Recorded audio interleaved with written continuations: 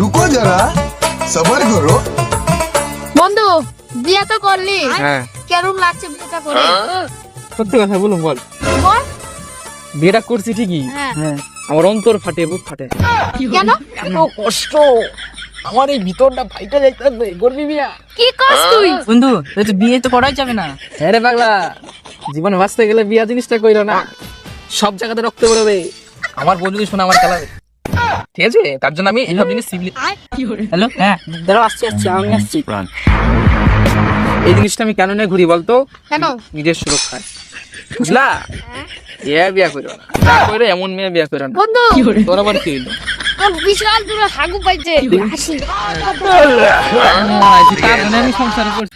জায়গা যে যার মতন, যারাই ভালো কথা কই সেই সরে যায়। তো অনেক হইলো, একটা চাটনা মেয়ের বাড়ি।